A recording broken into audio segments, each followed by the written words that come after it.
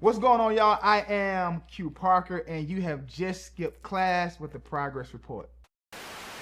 The progress report. Extraordinary singer, songwriter, mental health advocate, fitness advocate, of course, one of the founding members of 112. Man, this is amazing. Thank you for being here. No, pleasure is all mine. Absolutely. Pleasure is all mine. Absolutely. And salute the team, too. Crystal, Sylvan, I appreciate Absolutely. everybody being here. But man, let's get into it. I want to, learn about you. It's interesting. You're from Atlanta. What part? Born and raised. So I grew up in Thomasville. I think Thomasville is zone 3 or 4. I was gonna say, what zone is that? Over by the Federal Pen, Thomasville Boulevard. We expect you to know this. I know where I'm from. It's either zone 3 or zone 4. Okay. But yes, I'm from over there. I'm from that area, and then a lot of my earlier years were growing up off of Cleveland Avenue. Wow. So describe I'm straight Atlanta. Really Atlanta. So describe it, just coming up for you at that time, like as a youngster, as a child, like what did Atlanta look like then? Because I'm sure it looked different. Listen, the Atlanta that I remember growing up had a 4-lane highway you can get from one side to the next side in 15 minutes, which we can no longer do that now. But it was just, I just remember my earlier years here in Atlanta, just fun-loving, a lot of outside playing. We were super creative in how we entertained ourselves, especially growing up in the apartment townhomes. We had to be super creative on how we spent our outside time. But it also is where I was able to cultivate my love of music. My parents did an amazing job making sure I stayed connected with the middle school and elementary school chorus. Nice. Competing in competitions, choral competitions, and then also growing up in church. We was in church 7 days a week, 24/7, all day, every day. I grew up COGIC. Yeah. And so if you know anything about the COGIC upbringing, that's church all day, every day. Yes, sir. But it shielded us from a whole lot of things. When I look at a lot of my neighbors that I grew up with, some they went down different paths, and the church and my love of music, it just shielded me from a lot of things that were going on around in my neighborhood. I can only imagine, and that's a beautiful thing. So at what point did you realize that you could sing though? Like when did you be like, oh, okay. All right. Yeah, when did you know? I would say as far back as maybe 4 years old, because my mother. Wow. And when you grow up in a COGIC church, regardless of if you're good or not, you're going to be pushed into the front line. Okay. And that's where you get that's all right, baby. Just you let them use you. You sound good, baby. And I took that and I started to spend time with my instrument. And my mother is also a singer, and she and I would communicate singing in the house. And so she would say, wow, go get me some water. She'd sing it, and I'd have to sing yes ma'am back. I would sing yes ma'am back to her. And so we had a singing language that I didn't realize were developing my instrument even at such a young age. But like I said earlier, once she and my father identified that this was something that I would do voluntarily, just walking around the house singing, they knew, like, let's get him into some things that can help develop his instrument. And man, I fell in love with it. Love that. I mean, so outside of church, what were some other things that you got into that would, just help develop you vocally? Just elementary school chorus, church choir. I sang everything from John P. Key, Daryl Coley, Commission, the Winans, Take Six, the Evereadys. I mean, you name it. And so I know that those days were early proving grounds for me to gain the confidence, gain the reps, as they say, put shots up. Just the repetition of finding out what am I really good at, what I need to work on. For sure. Then, getting with my elementary school chorus teacher, who is a second mom to me, Miss Cynthia Terry from Thomasville Heights Elementary School. She really spent a lot of time with me, and I really attribute a lot of my success as a musician to those countless hours and the selflessness of just her seeing something in me and telling me things like, no matter if they ridicule or laugh at you, this singing thing is going to take you far. So just stay with it. And I'm glad she did. Amen, amen, man. You know, an important conversation to me is just great leadership. So it's like when you got great guidance, Yeah. man, just unlimited potential. So I love to hear that. Now I do want to get into the church background in a little bit, but I want to first hear just, you know, like, was it true that you was playing football or sports too? Okay. So one of the things, again, I love my parents so much because they shared with me, as long as you make good grades, we'll support you in anything that you want to do. And I've always been a people's person. I'm an extrovert. I just love laughing, having fun. I love camaraderie. And in school, I played football, basketball, ran track, and played tennis. Oh, wow. Along with singing in the chorus. But I was a jock and a scholar. My mom didn't play that. If I didn't make the grades, I couldn't participate in all those things. And so I graduated with a 3.6 GPA. Okay. Top 10% of my class, had a full ride scholarship. But then we got the record deal as a senior in high school. And so I was like, either college or this record deal. And obviously, we chose a record deal. Hey, man. A senior in high school, you know, that's how did you, I'm sure you prayed about it and thought about it, but how did you know, like, man, this is the path. This is it. Well, during the time of myself, Slim, Mike, and Daron rehearsing in Mike's grandmother's basement, we would watch Boyz II Men, Jodeci, Blackstreet. We would watch all of those guys, and we would say, that's going to be us one day. Couldn't really see that was going to be us, but we prepared, you know, and I believe preparation is the greatest showing of faith. Man. I believe it so well that I'm going to start preparing so that I ain't got to get ready because I'm going to stay ready, right? And so that was our mindset, man. We rehearsed, and the opportunity presented itself one night in front of the Club 112 where Puffy was there, and it was one of those, man, can we sing for you while you walk to your car? And man. We seized the moment, and you know, as they say, the rest is history. Was history, and it's continuing to be history. Absolutely, absolutely. Now let me ask you, what was your first initial thoughts meeting the guys when y'all that young? You know, what was your first thoughts meeting them and then hearing their voices? So it was an interesting dynamic. Okay, so because I was super active in high school, you know how you've watched those high school and college movies where during the lunchtime there are clusters. You have all the jocks over here, all the smart guys over here, all of these people over here. And so because I was well-rounded, I could really go over there where the singers were. I could go where the athletes were. I could go over here where the SGA president and all of, because I was active in all of those electives, right? And so Slim, Mike, and Daron, they were in what was called the show choir. And the show choir was the division of the chorus that would sing like popular songs. The regular chorus would just sing all the classical choral music. And when it came time to do assembly programs, the show choir would perform in front of the whole school. And I would be like, man, I could do that, man. I could do that, because I was known on any of my teams, that's cute, he gonna be singing. Like Quinn is always singing or whatever. And one day in chorus class, Mike asked me, like, yo, we need a fourth member. Look, I know you guys are tuned into the episode, but I need you to like and subscribe to our channel right now. Let's go. Because two of the older members had already graduated. And back then, it wasn't really a thing to have three members, because the way we wanted our harmony to sound, we needed at least 4. 5 would be dope, but at least 4 to maintain the kind of harmony that we wanted to have. And so by the two older guys going off to college, it just left the 3 guys. And so Mike was sitting next to me and asked me, like, man, we need another member. And at the time, I just couldn't shoulder the load because my days were just packed with school commitments, dinner. Then I had a girlfriend that I was trying to go see and fit her in my day. And so I joined the group, but then I was kicked out of the group because I would miss practice all the time. Oh. Because after school, I'm going to practice, do homework, eat dinner. Do I go to practice or do I go see my girlfriend? And so oftentimes I would choose to go see my girlfriend, and they were just like, man, this ain't gonna work.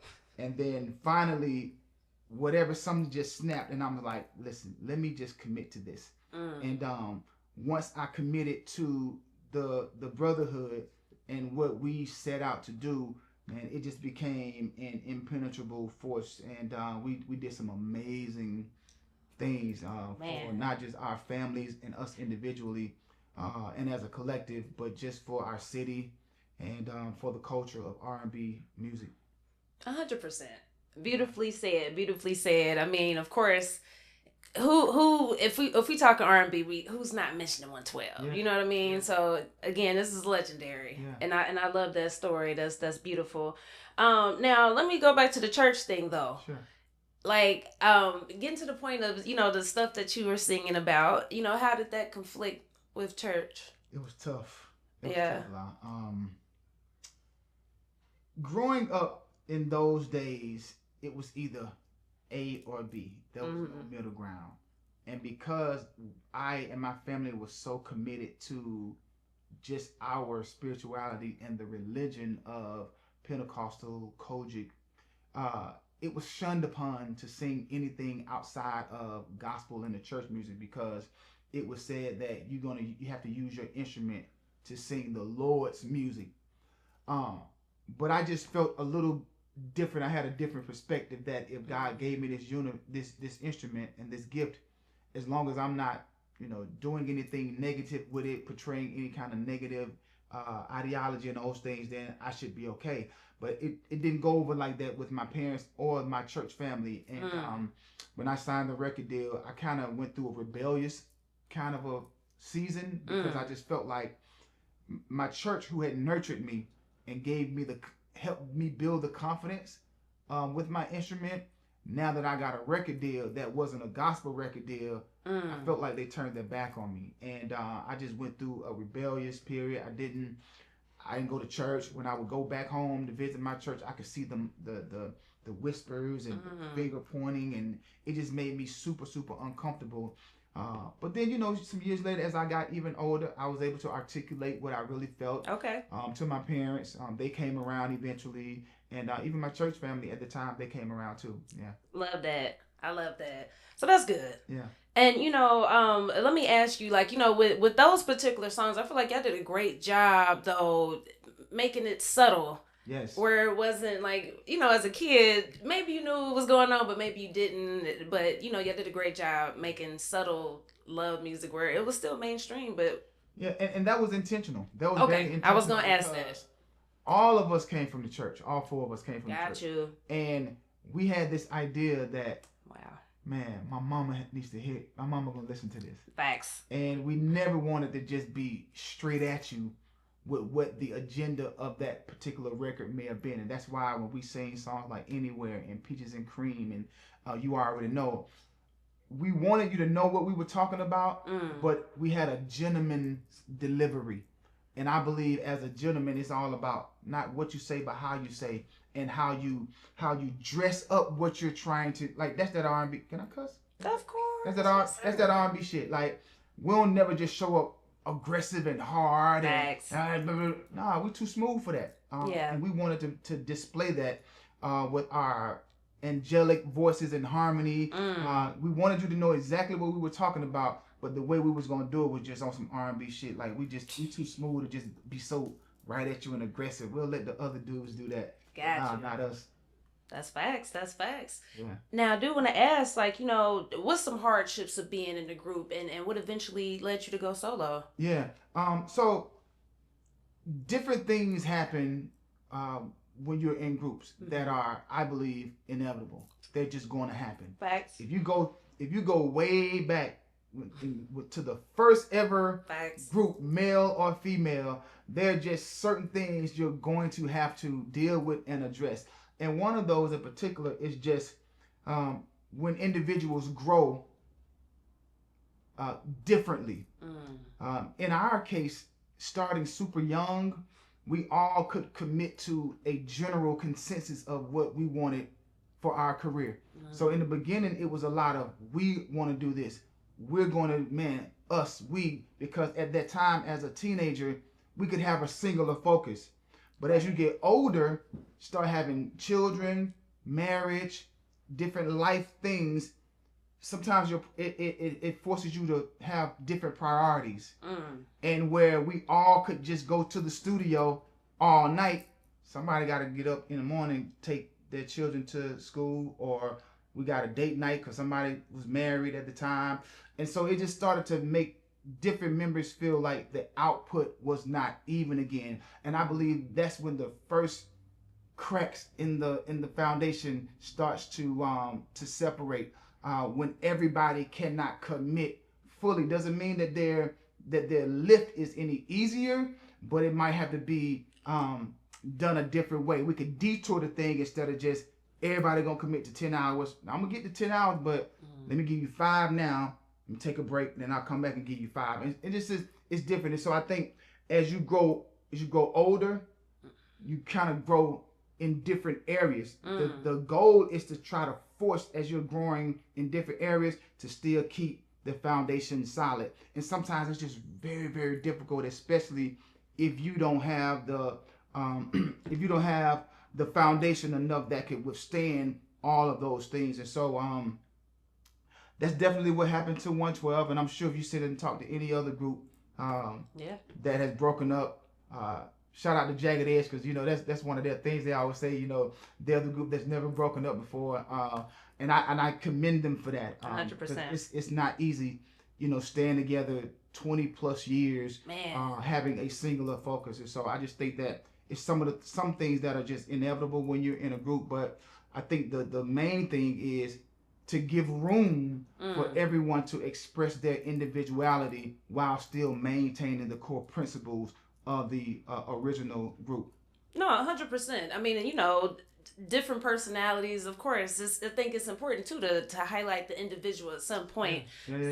So talk about just putting out the debut solo album, The Manual. 2012. Like, what was your mindset at that time? How did it feel to put that out? And was it music that you wanted to put out, or did the label make you put out certain songs? How was it?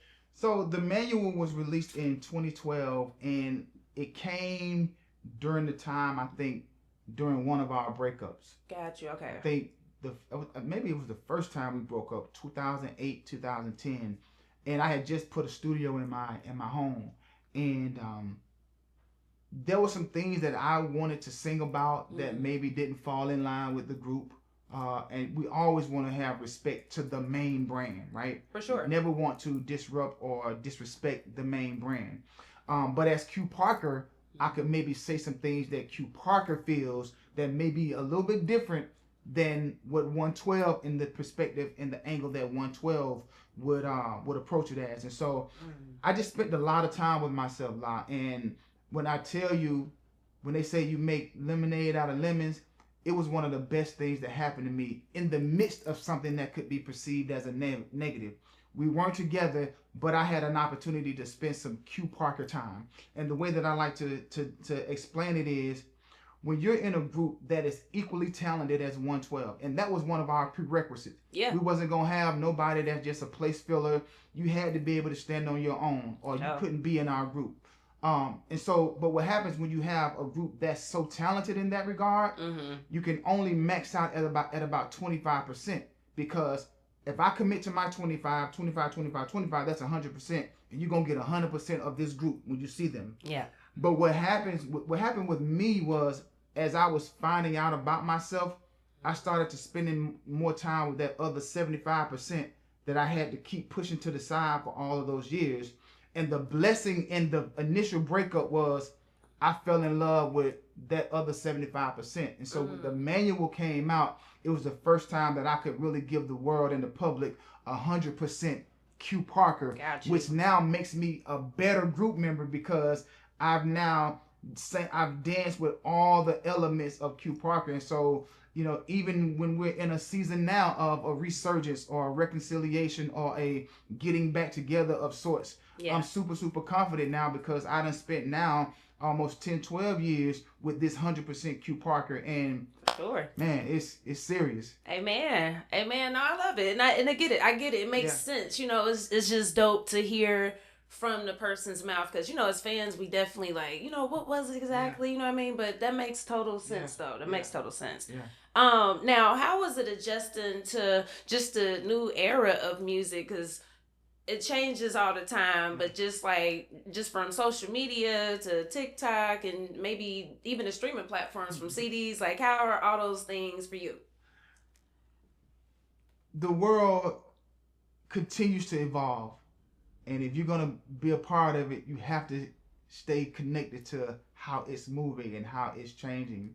And although it is doing all those things, the one thing that I have to commit to myself is continue to be authentically Q Parker, and then fit my authenticity into the formats and the places that are forever changing. Was it a thing for me to commit to TikTok and YouTube and all that? Absolutely. That's right. As it has been for many of my peers who came from the 90s of cassette tapes, then CDs, and now streaming. So yes, it was an adjustment. But again, if I'm gonna play the game, I gotta know the rules, and I gotta play the rules as the rules change. Like basketball, it used to be throw it down to the big man and back him in, and now it's all about shooting the jump shot and being transition. And so exactly, if you're not gonna keep up, you might as well sit in the stands. And the fact that I'm still willing to put the uniform on and play the game, I gotta understand that the game has changed a little bit, and if I'm gonna be out here, I gotta adjust. That part.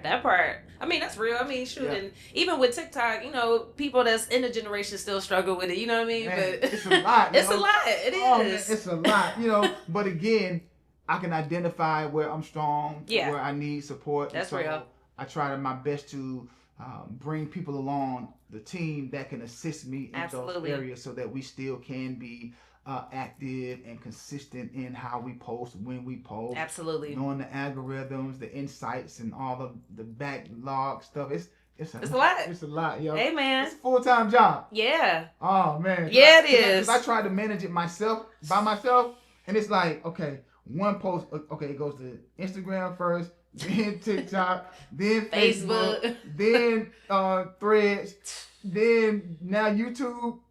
Then So you gotta much. decide if it's a short versus a long. Yeah. It's a lot. Now, see, I think it's interesting because I've always been creating content, right? And I think maybe about 10 years ago, it was a joke when people used to say like, hey, I create content, I'm a social media creator. But now it's like people see like, no, it's a real full-time job. Yo. Hell yeah, it is. Shout out to all of the social media Okay. managers and content creators. Yes, sir, man. Woo.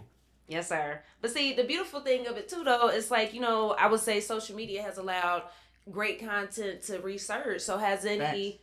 older content gone viral? I'm sure. You know, that's one of the beauties of, I'm going on almost 30 years. Yes, sir. In the industry. Yes, sir.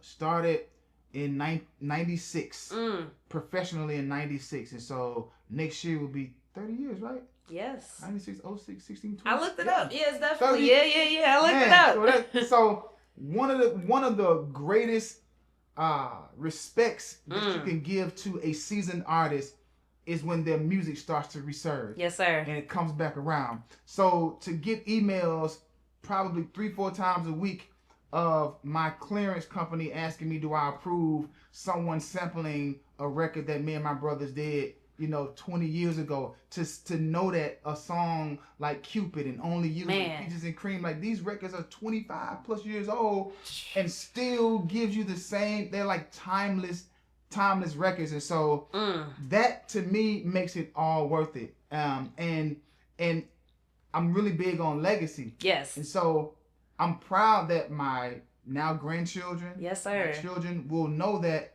hey, yo, my dad did some work, because these songs ain't going nowhere. The same way as we listen to I Got Sunshine, them records like 50 years old. Somebody gonna be singing Cupid in 2046. Yes, sir.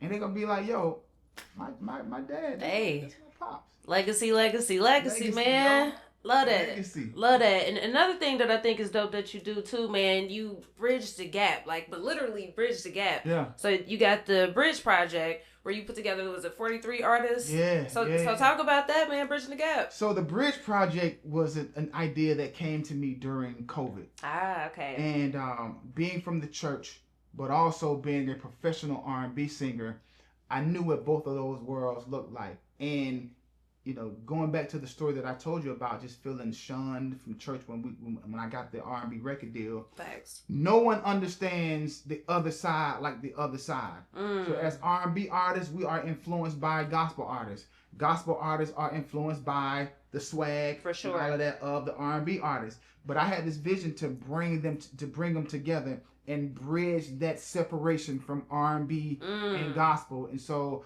I was able to. It took me 2 years to complete this project. Okay. And I was able to get 55 guys to commit to this project, and we did this one collective record, like a We Are the World type record, featuring gospel and R&B male artists. And then the rest of the record were 10 songs that featured a gospel artist and an R&B artist as a duet. Gotcha. Just bridging those gaps. And also supporting brotherhood, which is another foundation of mine, Brothers United of Atlanta. Yes, sir. Just supporting brotherhood, manhood, fatherhood, community.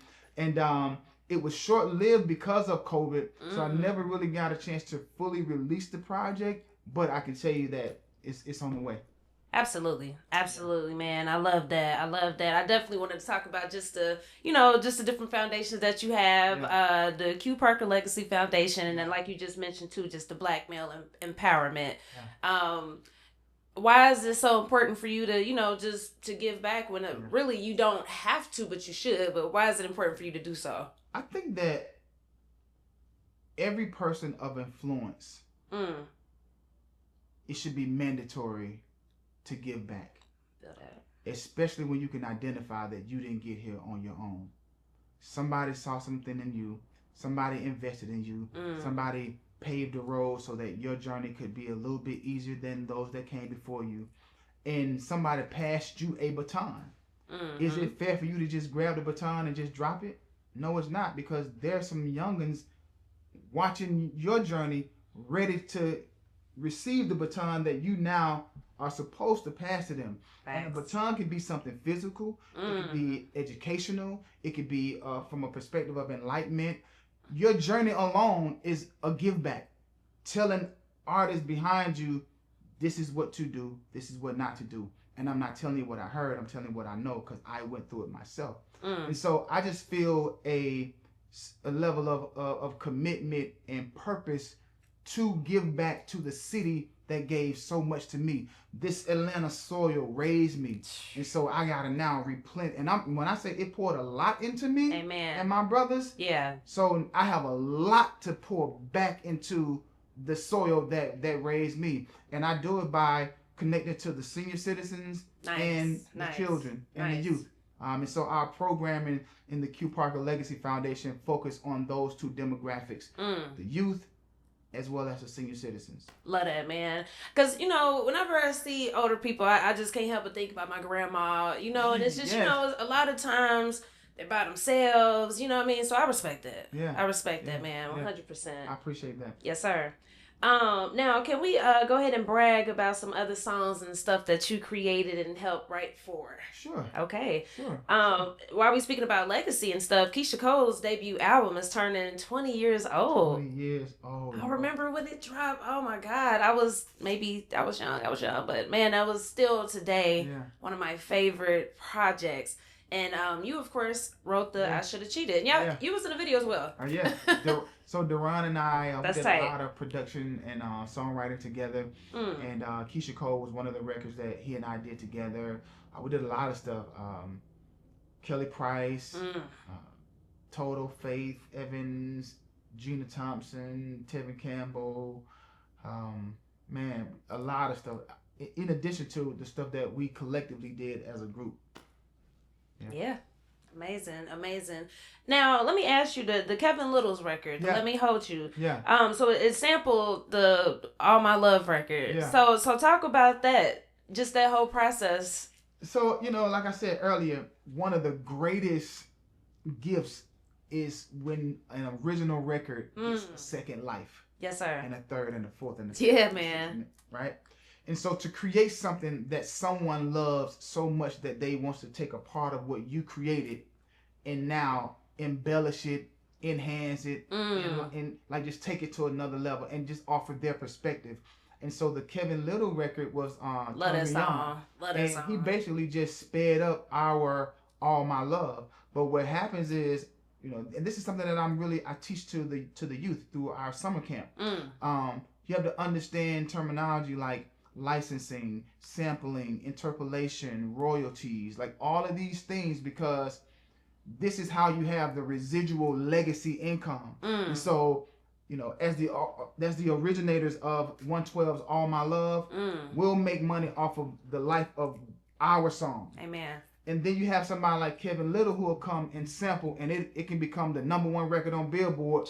Now it becomes a second life. So now our original song is living on its own. Now Kevin Little samples our song. Now we're now attached to his song. And then somebody else come behind Kevin Little and samples his song, which then is a sample from our song. So now it's like compounding interest. It's like just adding and diversifying and just adding layers on. So when people talk about there's no real way to make money in this industry, I dispel that quickly, because when you have ownership, that's how you create the legacy.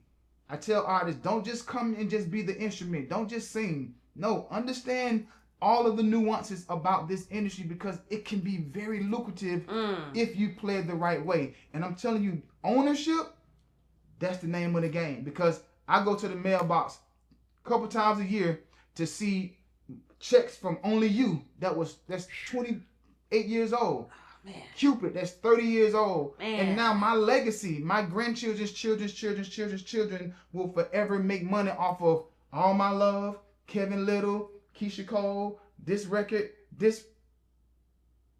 Beautiful, man. I love it, and I just to hear just the ownership. That's a beautiful thing, because we do hear these crazy stories. Yeah. You mentioned just of course Carrie Hilson. She just recently shared her story. We had Tiffany Evans up here. She shared her story. And rest in peace, Miss Angie Stone. You know, how does that make you feel?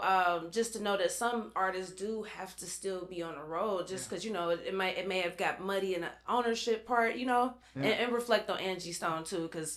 We have a close relationship with her son, Sway Boateng, but I know y'all were close. Yeah, that's, man, rest in peace, Angie. My sister forever. She and I had an amazing relationship. We created a collegiate curriculum, a 13-week music entertainment curriculum for HBCUs. And so that's still to this day one of my life's missions, to get this into the schools and into the rooms of these colleges. That's hard. But, you know, it is unfortunate that a lot of our original record deals were not favorable for the artists. But, you know, the way that I was raised, you know, we extend grace when you can. And I can't be mad at the people that gave me those deals, because they only gave us what was standard. They only gave us what was told from other people to give to artists that you will sign. And no one put any gun and anything to any of our heads. No one forced us to sign these. We signed them. But it's really unfortunate that there isn't a... You know how when athletes, when they sign their contract, they are rookies, they go through this like rookie camp or symposium where the vets tell them how to manage their money, what to watch out for, pitfalls and all that. It doesn't exist in the music industry. You have to learn through trial and error, which is unfortunate. And so I'm challenging all of the OGs, including myself. Yes, let's create some type of as they have a players union, an artist union that protects, you know, artists from signing these type of unfavorable deals. Yeah, you'll get an advance, but once you get an advance, you've now given up all of the residual income, publishing and royalties and all of that. So yeah, this 50,000, 100,000 looks great right now because you might need to get mama from the hood, or you might need to, you know, handle some things in your immediate family. But the long-term effect of that $100,000 advance, when you've given up all your rights in other areas, and it's just a crime that these kind of deals are still being offered, right? And so again, I would love to just have conversations about, you know, an artist coalition so that we can prevent this next generation from signing it. But until we can get that type of an organization done, I'm gonna continue doing what I'm doing through my foundation and educating these artists on how to read their contracts, what what's the buzzwords, what to listen out for, what to look out for, so that you don't end up in a situation like me and my brothers were in our original contract. What was it in your original contract that you noticed later on wasn't right? Well, I mean, the percentages just weren't favorable to us being the workhorses.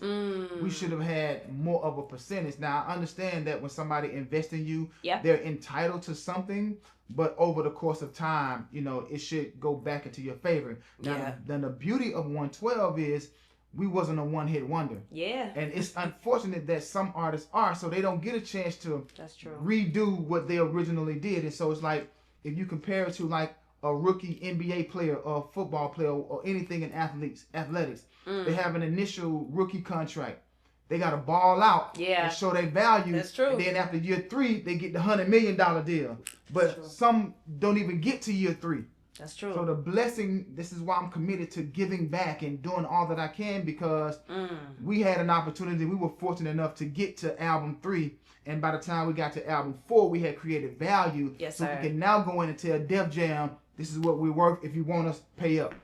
That part. And they did. That part, man. Let me ask you, how important are accolades such as Grammys, you know, plaques and stuff like that? How is that? How important is that to you? To be honest with you, we all want acknowledgement, recognition from your peers. It's really nice to get them because it says that you've achieved something amidst all of the competition. And there's some super talented individuals out there. I mean, super talented. And so to be recognized in the way of the top recognition in music, which is a Grammy, it's an amazing feeling.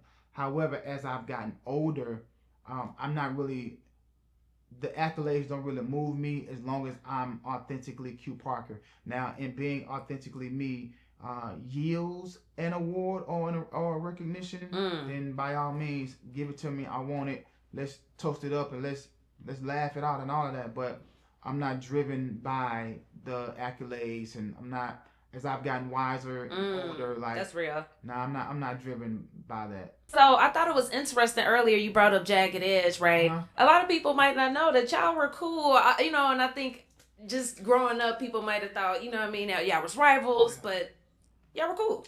Yeah, one of my best friends is Wingo. Yeah. He and I was in a group together. Yeah, I saw that. He joined Wingo, and before he joined Jagged Edge and before I joined 112. And typically when you come in at the same time, you're similar in so many ways. Both from Atlanta, both 4-man groups. You had a competition theme with Bad Boy versus So Def, Puffy versus Jermaine. So the industry was just trying to set up this competition type of thing. And to be honest with you, as close friends as we are, when we are on the same bill, we trying to get busy. Absolutely. And if you ask me, are we better than them? Absolutely we are. And I'm sure when you ask them, are they better than us? Of course they would say yes. But it was never really any kind of beef. I'm one of Jagged Edge's biggest fans. Matter of fact, whenever this airs, I just went to their concert in DC, and I'm really, really proud of them because they were able to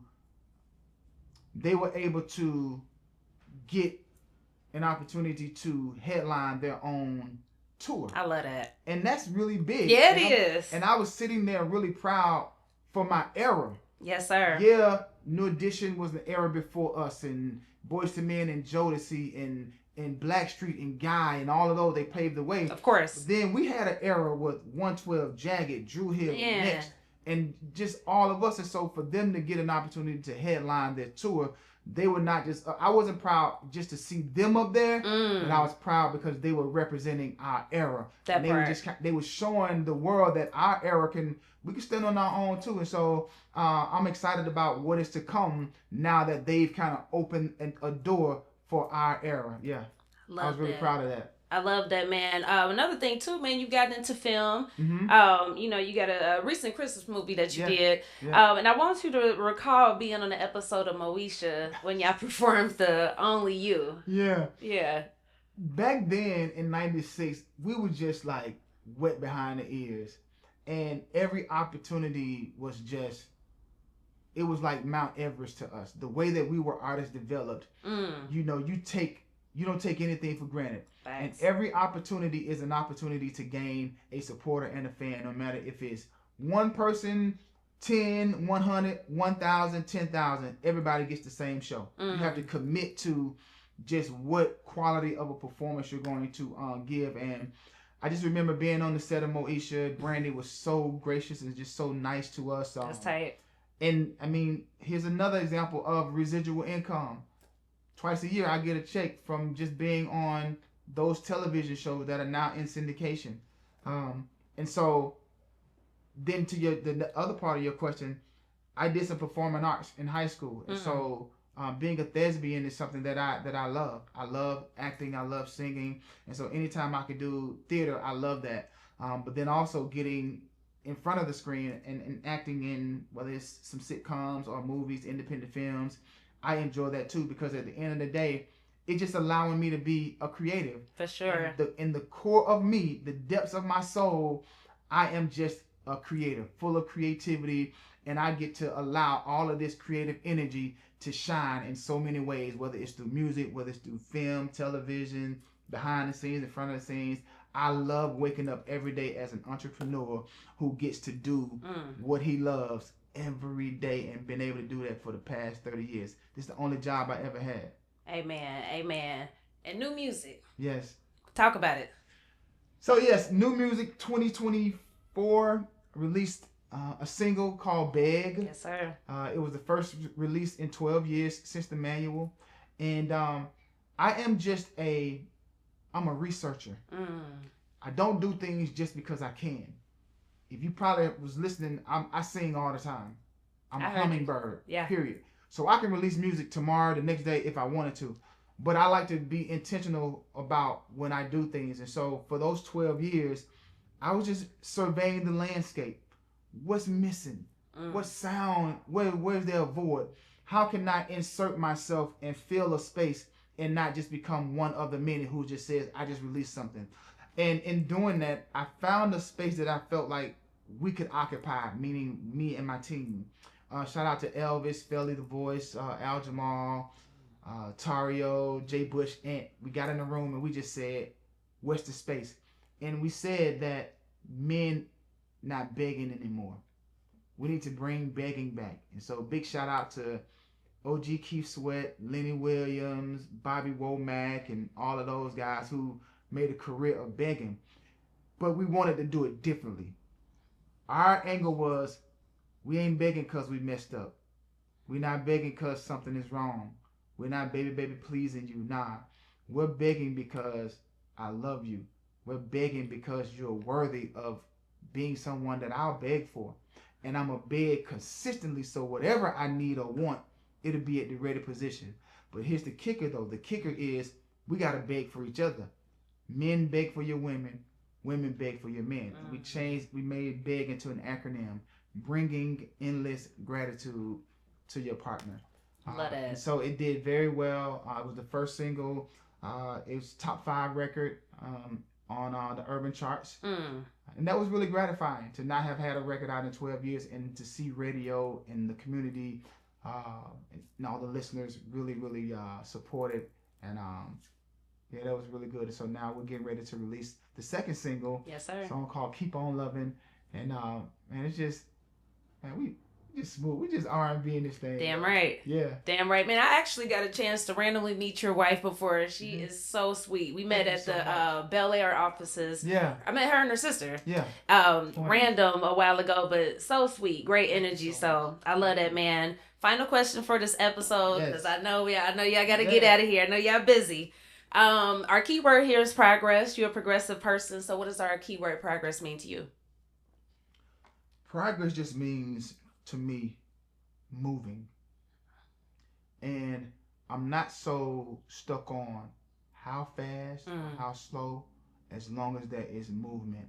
Because I define progress as just one foot in front of the other. And if you commit to just that simple, small task, you'll look back and be like, man, I done walked 4 miles. I walked a marathon by simply committing to the small thing.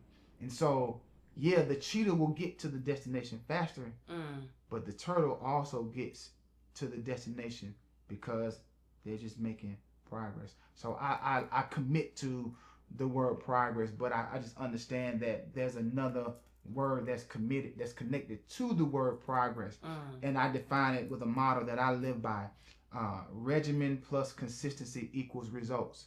If I commit to a regimen and I do that regimen consistently, the only thing that can happen is I'm going to yield some results. And to me, that's what progress is. Okay. Love that, man. Well, this was an amazing episode. Thank you guys again for your time. And this was dope. Yes, sir. The Progress Report.